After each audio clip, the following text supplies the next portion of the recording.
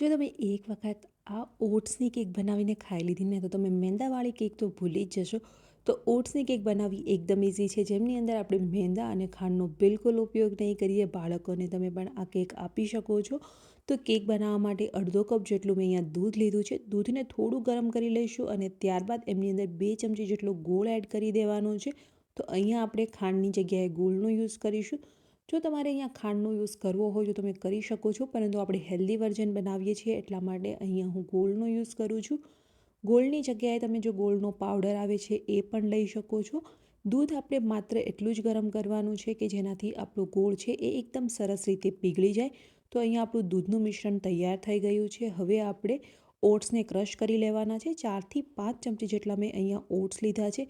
તો ઓટ્સને આપણે એક વખત ક્રશ કરી લઈએ, ત્યારબાદ એમનું મેજરમેન્ટ લેવાનું છે. મિક્સર જારની અંદર એકદમ સરસ આપણે પાવડર તૈયાર કરી લઈશું. તો આ પાવડરને મેં ચાળેલો નથી, એઝ ઇટ ઇઝ આપણે લઈ લઈશું. ત્યારબાદ 3/4 કપ આપણે માપ લઈ અને ઓટ્સનો પાવડર લેવાનું છે. તમે એકદમ પરફેક્ટ રીતે ગ્રાઇન્ડ કરશો તો સરસ પાવડર બની અને તૈયાર થઈ જશે. ત્યારબાદ 1/4 કપ જેટલો કોકો પાવડર લઈ લઈએ. કોકો પાવડર અહીંયા તમારે સારી ક્વોલિટીનો લેવાનો છે, જેનાથી આપણી કેક પરફેક્ટ બનશે. બાકી કોઈ પણ મેં વધારાના ઇન્ગ્રીડિયન્ટ્સ અહીંયા યુઝ નથી કર્યા. જો તમારે અહીંયા વેનીલા એસેન્સ એડ કરવો હોય તો તમે વેનીલા એસેન્સ એડ કરી શકો છો. અધરવાઇઝ આપણી કેક એમ પણ ખૂબ જ સરસ ટેસ્ટી બનશે.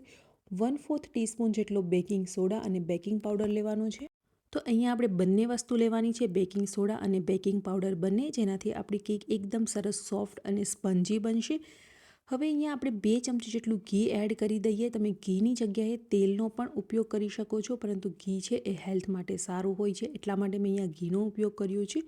જો તમે તેલ લેતા હોય તો તેલ પણ તમારે અહીંયા 2 ચમચી જ લેવાનું છે. અને ત્યારબાદ આપણે જે દૂધનું મિશ્રણ તૈયાર કરેલું હતું એ દૂધનું મિશ્રણ એડ કરી અને એક જ ડાયરેક્શનની અંદર બધી જ વસ્તુને મિક્સ કરી લઈશું. તો અહીંયા જ્યારે તમે મિક્સ કરો ત્યારે એક જ ડાયરેક્શનમાં મિક્સ કરવાનું છે, કારણ કે આપણે બેકિંગ સોડા અને બેકિંગ પાવડર એડ કરેલો છે.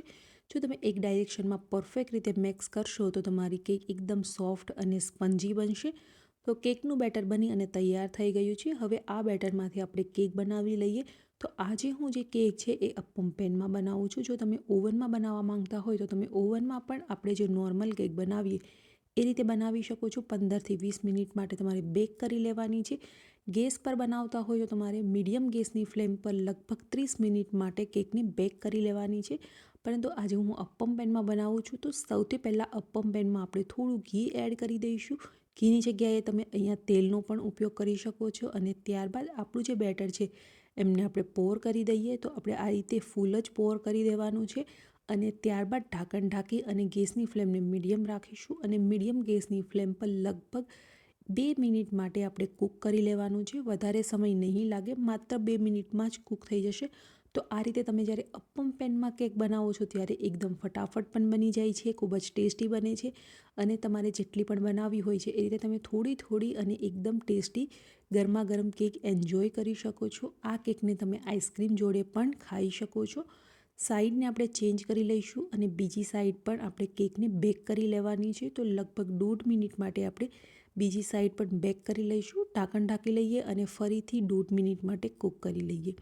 તો અહીંયા 1.5 મિનિટ પછી આપણી કેક છે એ પરફેક્ટ બની અને તૈયાર થઈ ગઈ છે.